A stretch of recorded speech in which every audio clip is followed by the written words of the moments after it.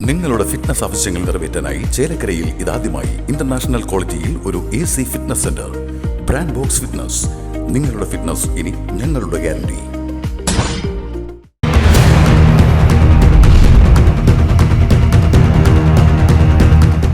MP-യുടെ വികസനം വേണ്ടെന്ന് വെച്ച് LDF ഭരിക്കുന്ന ഗ്രാമപഞ്ചായത്ത്. ദേശമംഗലം ഗ്രാമപഞ്ചായത്ത് ഭരണസമിതിയാണ് MP രമ്യ ഹരിദാസിന്റെ 7 ഹൈമാസ്റ്റ് ലൈറ്റുകൾ സ്ഥാപിക്കുവാനുള്ള അനുമതി നിഷേധിച്ച് തീരുമാനമെടുത്തത്. ചെറുതുരുത്തിയിൽ നടന്ന വാർത്താ സമ്മേളനത്തിൽ ദേശമംഗലം യൂത്ത് കോൺഗ്രസ് മണ്ഡലം കമ്മിറ്റി സംഭവത്തിന്റെ വിവരാവകാശ രേഖകളും പുറത്തുവിട്ടു. ഭരണസമിതിയുടെ തീരുമാനപ്രകാരമാണ് ഹൈമാസ്റ്റ് ലൈറ്റുകൾ അനുമതി നിഷേധിച്ചതെന്ന് വിവരാവകാശ രേഖകൾ വ്യക്തമാക്കുന്നു. പാർലമെന്റ് തെരഞ്ഞെടുപ്പിന്റെ പശ്ചാത്തലത്തിൽ CPIM വികസനത്തിലും രാഷ്ട്രീയം കളിക്കുകയാണെന്നും ശക്തമായ സമര പരിപാടികളുമായി മുന്നോട്ടു പോകുമെന്നും യൂത്ത് കോൺഗ്രസ് പറഞ്ഞു. ദേശമംഗലം ഗ്രാമപഞ്ചായത്തിലേക്ക് യൂത്ത് കോൺഗ്രസിന്റെ നേതൃത്വത്തിൽ നൽകിയിട്ടുള്ള ഒരു വിവരാവകാശ രേഖയുടെ മറുപടി യൂത്ത് കോൺഗ്രസിന് ഇവിടെ ലഭിച്ചിരിക്കുകയാണ്. വേറൊന്നുമല്ല, പ്രധാനമായും നമ്മുടെ ആലത്തൂർ MP രമ്യ ഹരിദാസിന്റെ ആസ്തി വികസന ഫണ്ടിൽ നിന്നും അനുവദിച്ചിട്ടുള്ള 7 മിനിമാസ് ലൈറ്റുകൾക്ക് ഗ്രാമപഞ്ചായത്ത് ഭരണസമിതി അനുമതി നിഷേധിച്ചിരിക്കുന്ന ഒരു സാഹചര്യമാണ് ഇവിടെ നിലനിൽക്കുന്നത്.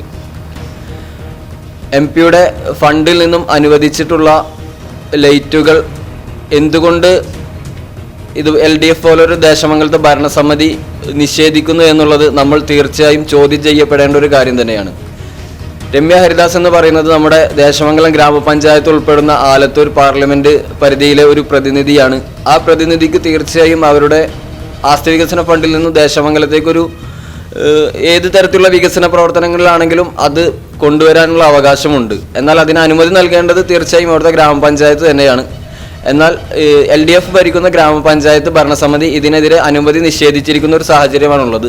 യൂത്ത് കോൺഗ്രസിന്റെ നേതൃത്വത്തിൽ പ്രധാനമായും ഈ വിവരാവകാശ രേഖയിൽ ഉൾപ്പെടുത്തിയിരുന്ന ആദ്യത്തെ ചോദ്യം എന്താണെന്ന് വെച്ചാൽ, ഗ്രാമപഞ്ചായത്തിലേക്ക് ആലത്തൂർ MP രമ്യ ഹരിദാസ് ലൈറ്റുകൾ അനുവദിച്ചിട്ടുണ്ടോ ഇല്ലയോ എന്നുള്ളതായിരുന്നു ആദ്യത്തെ ചോദ്യം. ആ ഒരു ചോദ്യത്തിന് അനുവദിച്ചിട്ടുണ്ട് എന്നുള്ളത് തന്നെയാണ് വിവരാവകാശ പ്രകാരം ഞങ്ങൾക്ക് ലഭിച്ച മറുപടി.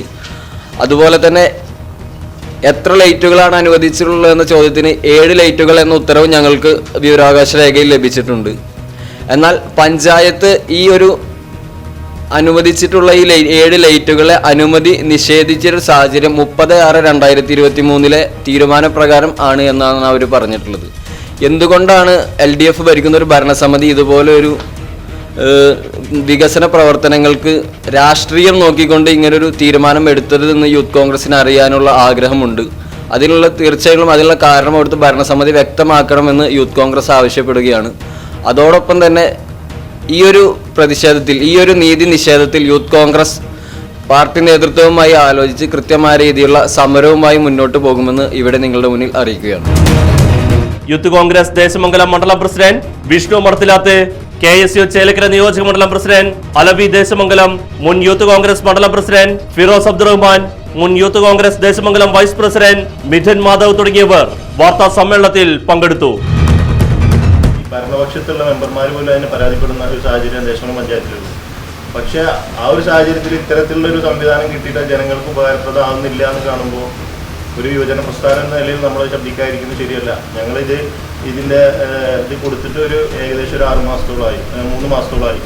അതിൻ്റെ റിസൾട്ട് വന്നതിന് ശേഷം എന്താണ് അതിൻ്റെ തീരുമാനം ഒഫീഷ്യലി ഡിക്ലെയർ ചെയ്തിട്ട് പ്രസ് മീറ്റും സമര മുറയിലേക്കും കടക്കാമെന്ന് വിചാരിച്ചിട്ടാണ് ലേറ്റ് ആയത്.